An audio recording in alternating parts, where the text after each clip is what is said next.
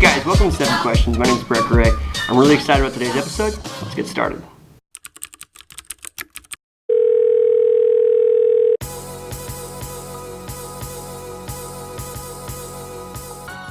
Today's guest is a sales leader in Silicon Valley working with cutting-edge technology like artificial intelligence to optimize sales groups. She's also a professional actor and a successful writer and producer in the heart of San Francisco. She's an incredible talent, incredible person, and I'm excited to say she's an incredible friend. Welcome to the show, one of my favorite people, Sarah Brazier.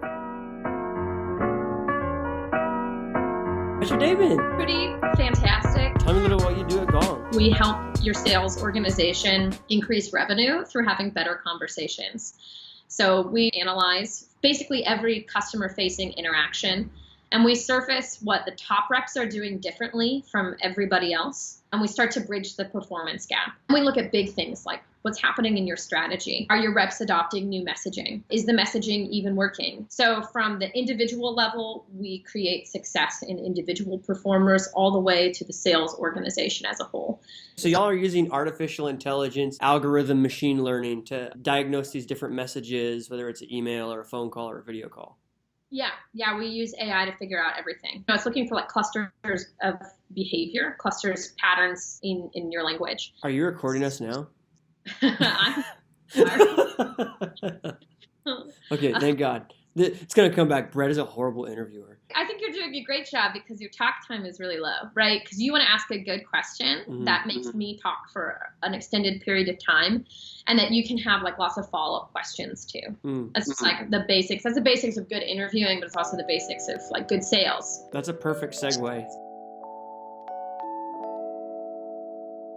You never know whose life you could change today. For instance, my grandpa died when I was in college. I remember like being there in the room when he passed away. My mom was like, all right, well, what do we do now? And I was like, I guess I'll go get donuts. So I went to the local pastry shop and I bought donuts, and I was standing in line to buy like a bunch of pastries, and there were all of these people just going about their regular days, having normal conversation. And I just thought I was just in the room with someone who died. Like I witnessed somebody's death, and nobody knows. So I just think that everybody that you meet and you spend time with, they're all carrying around these experiences.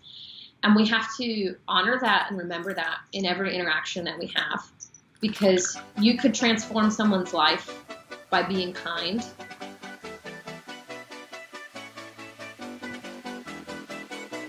Setting clear boundaries for myself and finding balance.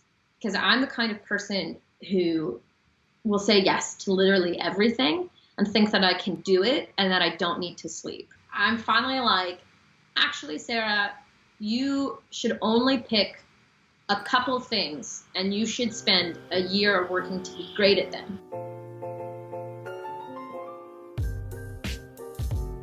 This is a great question.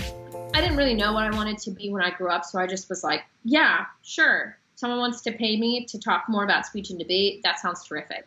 I still wasn't satisfied. Like I was not satiated. And so just willy-nilly, I left Texas, drove to California, and I was going to be an actor. And I started attacking that dream without any structure. I had no real plan and no money. And I didn't even have like clothes because they were all in Texas. About a year ago, almost to the day, I was working 80 to 90 hours a week. If you take whatever the poverty line is and you cut that in half, that's the amount of money I made that year. I mean, I didn't even have like enough money to buy food. The office where I worked had free snacks and free lunch. That's why I took the job. I was like, I have to have that free lunch. I just thought, this isn't working. Like this, there's no way that this is going to work because this show that I'm doing right now, the thing that I'm like sacrificing everything else, my personal health, my relationships with people, my friendships, like my financial success, they're paying me $200.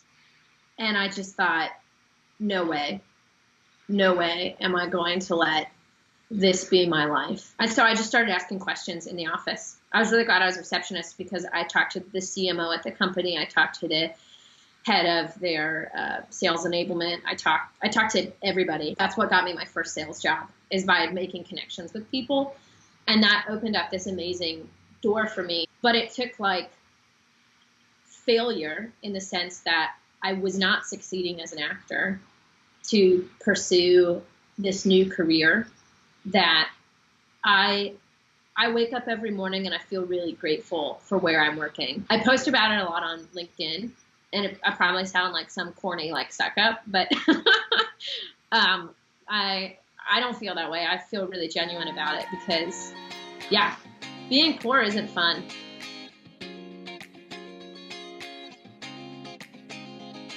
One of them is our CEO. His name is Amit. He started Gong. You see these posts all the time on LinkedIn about like a good leader hires well, he finds smart people, and then he gets out of their way. Amit does that. And I think the thing that I appreciate the most about him is that he is determined to build and maintain a culture that is scalable and that people will thrive in.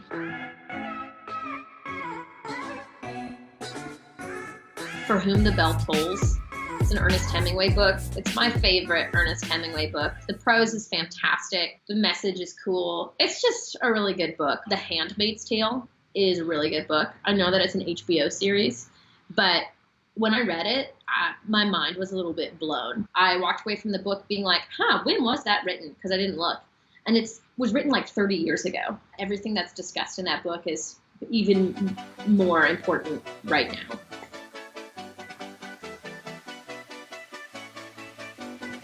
The one thing that you should do is work with kids. I taught 6th, 7th, and 8th grade drama, and I coached the speech and debate team, and that was a transformative experience. Everybody says that sales is one of the hardest jobs you'll ever have, and I would disagree. It's working with kids. Sometimes they're kids who astound you with their creativity or their intelligence or just how they compose themselves. And you think, oh, dang, you're 12 and you're this way. I want a little bit more of that in my life. I love working with kids, and I think that everyone should have an opportunity.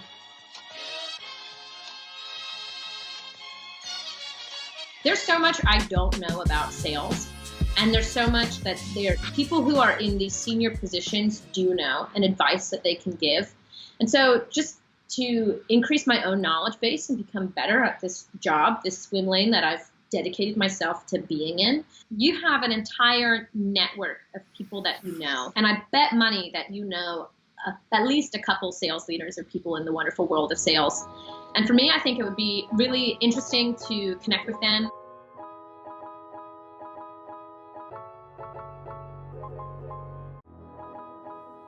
When I started asking these questions, I thought that John Maxwell's questions would be this silver bullet to help me navigate my network. But the truth of the matter was, it wasn't about the questions. It was about the answers and what I chose to do with that information. The valuable answers that you get when you ask a good question change the way you see things.